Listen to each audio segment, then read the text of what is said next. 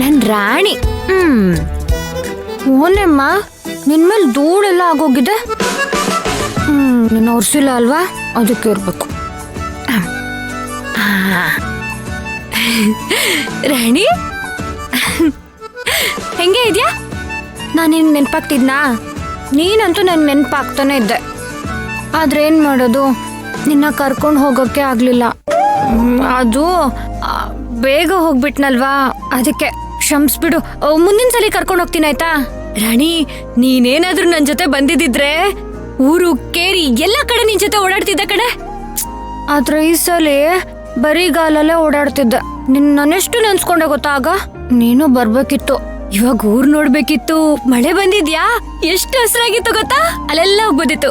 ಹೋಗ್ಲಿ ಬಿಡು, ಮುಂದಿನ ಸಲ ಹೋಗೋಣ. ಆಗ ಎಲ್ಲ ಕಡೆ ಓಡಾಡ್ಬೋದು.